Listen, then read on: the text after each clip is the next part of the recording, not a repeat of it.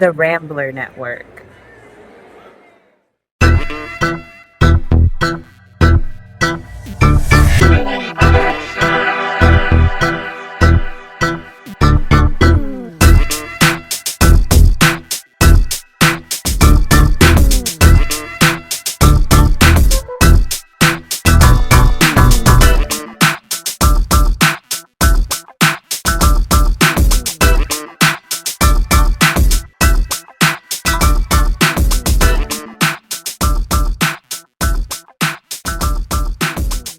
Hello, welcome back to the Castablog app.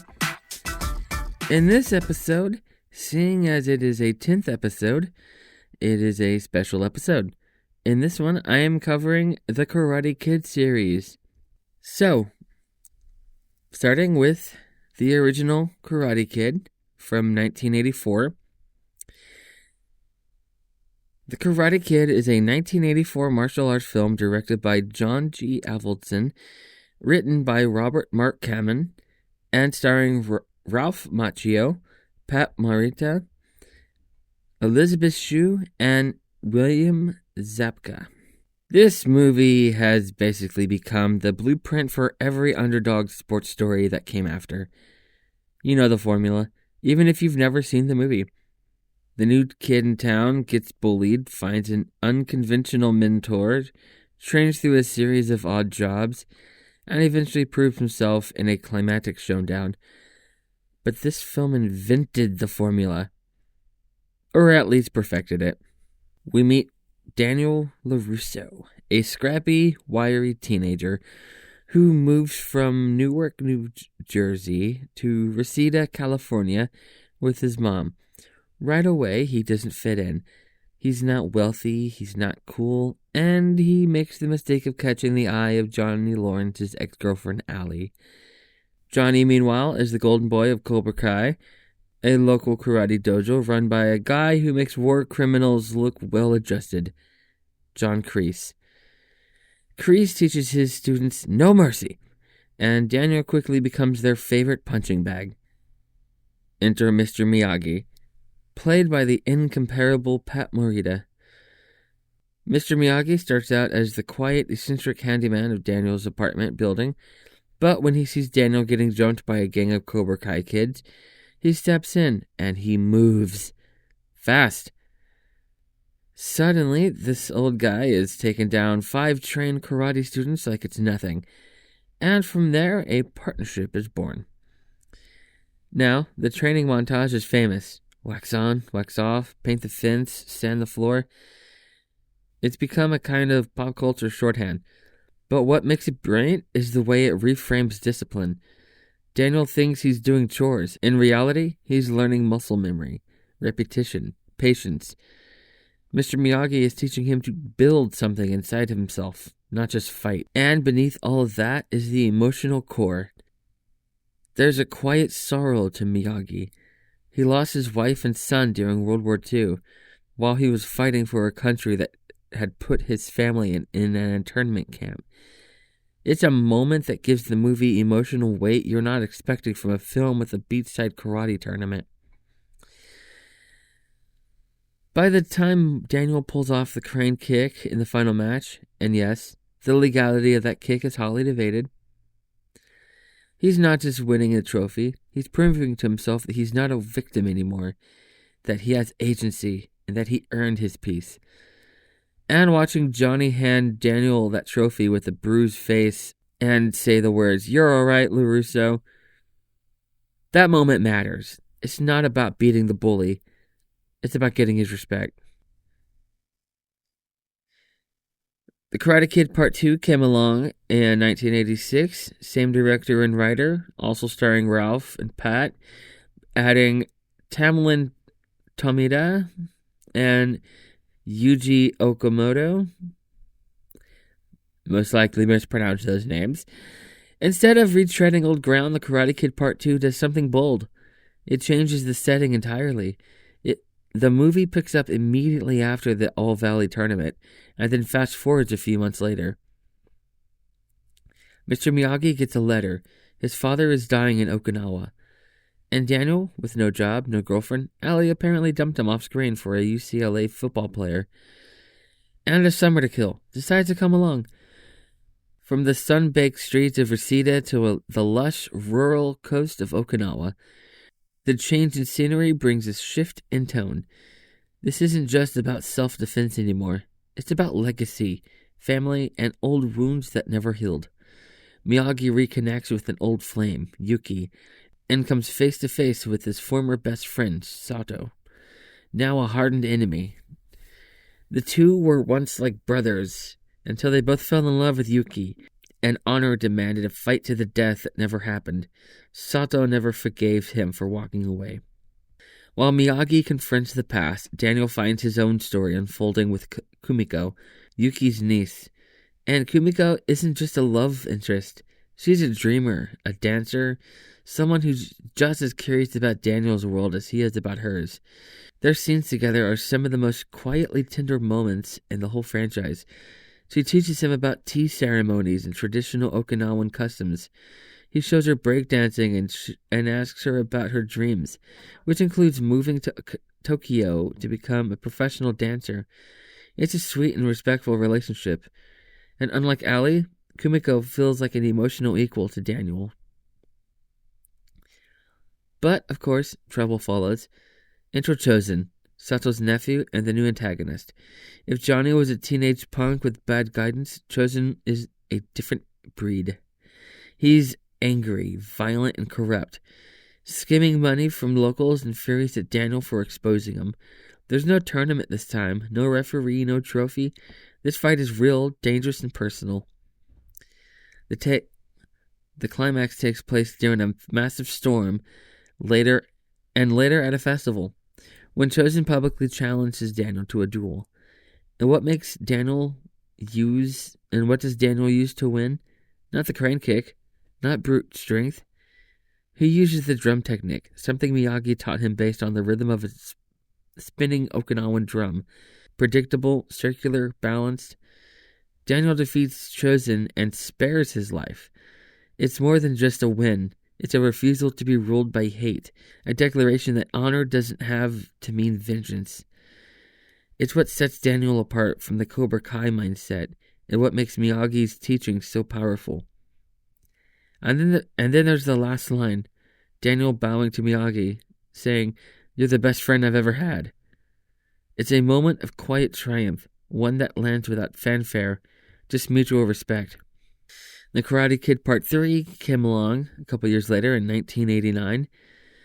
It's also directed by, same director and writer.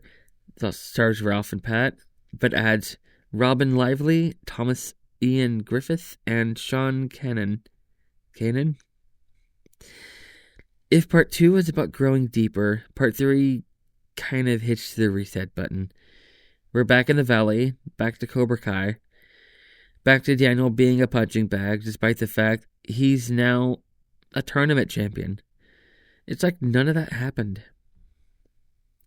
The big villain this time is Terry Silver, a friend of John Kreese's who makes Kreese look like a mildly aggressive life coach. Silver is rich, unhinged, and apparently very bored.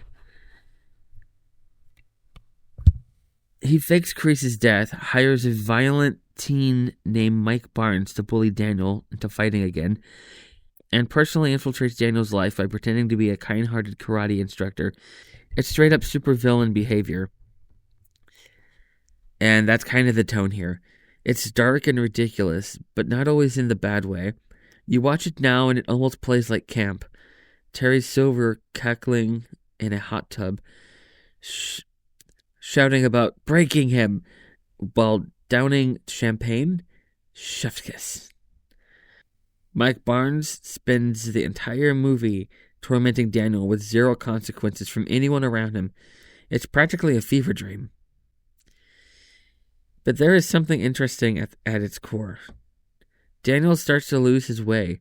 He trains with Silver, learns aggressive techniques, and begins to push back against everything Miyagi taught him. And for once, Miyagi says no. He refuses to help Daniel fight this time. Not out of spite, but because he believes karate is not for revenge. It's a hard stance, but a consistent one. Eventually, of course, Daniel realizes he's being manipulated and returns to Miyagi. They go back to basics. He enters the tournament, and though it's a little anticlimactic, he wins with one sudden move. It's more about who he becomes. He's not just defending his title, he's reclaiming his identity. Is it a great film? Not really. But it's strangely watchable. It has this over-the-top late 80s villain energy that somehow makes it fun despite itself. If Part 2 was the soul of the series, Part 3 is the soap opera version. Now, before we move on to the non-Daniel entries, there's a weird little side alley in the franchise we should take a little peek into. In 1989, The Karate Kid got its own animated series. It only ran for 13 episodes, and it's a trip. Literally, Daniel and Mr. Miyagi go on a globe-trotting adventure to recover a magical Okinawan shrine. Yes, I said magical. It's Indiana Jones meets Saturday morning cartoons with zero connection to anything that happens in the films. Around the same time, there was also a Karate Kid video game for the NES, which loosely follows the events of the first two movies. If those events involve Daniel fighting off birds and monks with health bars. Neither the show nor the game is canon, but they're a fascinating glimpse into how wildly off-brand 80s media tie-ins could get. It's all very, what if the Karate Kid got caught in a fever dream? The next Karate Kid movie was, literally called The Next Karate Kid. It came out in 1994. This time, directed by Christopher Cain, written by Mark Lee. It starred Hilary Swank, Pat Morita, Michael Ironside, and Chris Conrad. By 1994, Ralph Macchio had aged out of teen roles, but the studio wasn't done with Miyagi. So the next Karate Kid hands the reins to a new student, Julie Pierce, played by Hilary Swank, in her first major role. Julie is angry, grieving, and deeply closed off. She's lost both her parents in a car accident and is being raised by her grandmother, who calls in an old friend, Mr. Miyagi. What follows is a very different dynamic. Miyagi is still a teacher, but now he's dealing with a teenage girl in emotional freefall, not an eager student with something to prove. There's a gentler tone here, even when Julie lashes out. There are some sweet moments, like when Miyagi teaches Julie to meditate on a rooftop with a rescued hawk she's been secretly caring for, or when they bond over their shared losses. But then there's the other stuff. Julie's high school is patrolled by an authoritarian school security force called the Alpha Elite. Basically Cobra Kai with buzz cuts and ROTC jackets. Their leader is a guy named Colonel Dugan, who gives off major boot camp drill sergeant turned supervillain vibes. It's so over the top that it feels like someone tried to merge Saved by the Bell with Full Metal Jacket. Then there are the monks. Yes, monks. Miyagi takes Julie to a peaceful Buddhist monastery where the monks bowl, dance, and provide comic relief while teaching her discipline. It's strange, but it's also one of the most memorable parts of the movie. There's a kind of innocent weirdness to it that makes it oddly charming. Julie's arc ends with a nighttime fight where she finally stands up to her tormentors. It's a rougher fight than previous tournaments. There are no mats, no officials, just Julie, angry but in control, standing in her own power. It's not a perfect film. The pacing is slow, the tone wobbles between heartfelt drama and bizarre comedy. But Hilary Swank is good, and Miyagi still anchors the film with his usual quiet wisdom. It's an oddball entry, but it has its moments. The Karate Kid is a 2010 martial arts film directed by Harald Zwart, written by Christopher Murphey, and starring Jaden Smith, Jackie Chan, Wenwen Han, and Zhenwei Wang. When the remake was announced, fans were skeptical, especially since it wasn't even karate this time. It was kung fu. Jaden Smith stars as Dre Parker, a 12-year-old from Detroit who moves to Beijing with his mom. Bullied by classmates and alienated by culture shock, Dre ends up under the wing of Mr. Han, played by Jackie Chan, in one of his most nuanced performances. Right away, the film distances itself from the original. The stakes are different. The world is bigger. The visuals are stunning. Beijing's temples, even the Great Wall. The training scenes are epic but grounded. The jacket on, jacket off replaces wax on, wax off. A smart and respectable update. Jackie Chan's Mr. Han is less wise master and more broken person. There's a devastating scene where Dre finds Han drunk and grief-stricken, smashing the wreckage of a car. We learn he lost his wife and child in an accident and has been reliving it every year, rebuilding and destroying the same car. It's haunting and it elevates the character. Jaden, meanwhile, brings a different kind of vulnerability. He's smaller, younger, but scrappy. His arc isn't just about standing up to bullies. It's about finding home in a place where he feels completely out of place. His connection with Mei Ying, a young violin prodigy, adds a sweet cultural bridge that helps him heal. The final fight is brutal, more martial arts showcase than sports match, but it still hits the same notes. Dre wins, not just with physical skill, but with heart. He bows to his teacher, and the crowd bows back. Even Mr. Han, in that moment, is powerful. But it's not about victory. It's about respect. The film doesn't replace the original. It honors it while making something new. And that's probably the best thing a remake can do. Karate Kid Legends is a 2025 martial arts film directed by Jonathan Entwistle, written by Rob Lieber, and starring Ralph Macchio, Jackie Chan, Ben Wang, Sadie Stanley, and Joshua Jackson. And finally, we come to Karate Kid Legends, the film that promised to unite generations and somehow pulled it off. We meet Lee, played by Ben Wang, a Chinese-American teenager living in New York. He's struggling with identity, grief, and anger after losing his father, and soon finds himself caught between two very different mentors, Mr. Han and Daniel LaRusso. At first, they clash. Daniel believes in balance, tradition, the emotional teachings of Mr. Miyagi. Han is more internal, less focused on philosophy, more about coping with pain. It's the first time in the franchise we see two mentors disagree. It makes for some truly compelling moments. Lee, meanwhile, is being targeted by a street-fighting group with ties to Han's past. But this isn't just a battle of fists. It's about history, culture, and the trauma passed down from teacher to student. We even get a surprise cameo in the post-credits scene. I won't spoil it, though. I will say it's funny. The training sequences here are beautiful, blending Han's kung fu with Miyagi's philosophy. There's a scene where Lee trains on a rooftop at dawn, switching between Daniel's balance drills and Han's fluid motions.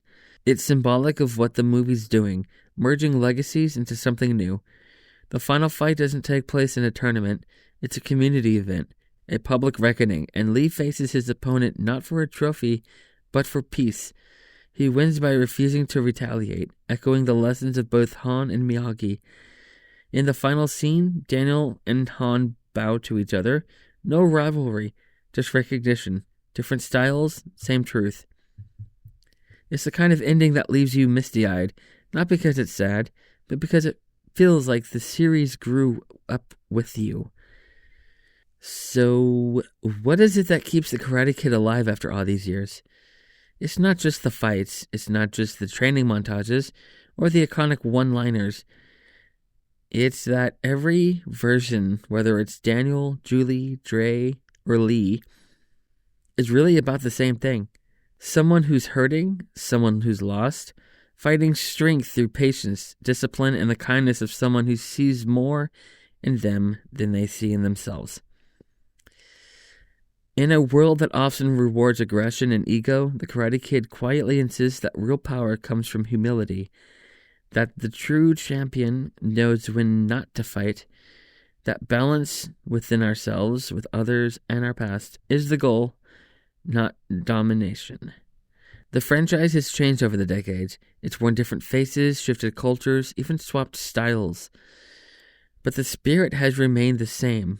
A good teacher, a willing student, a path to find something greater than revenge or victory.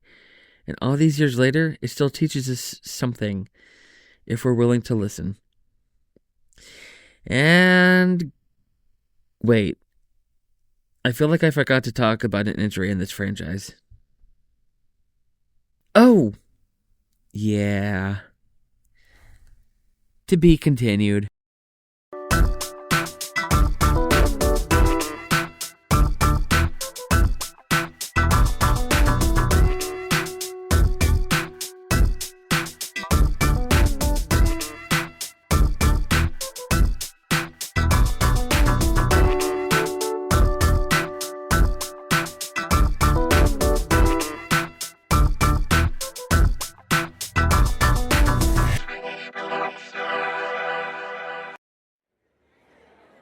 The Rambler Network.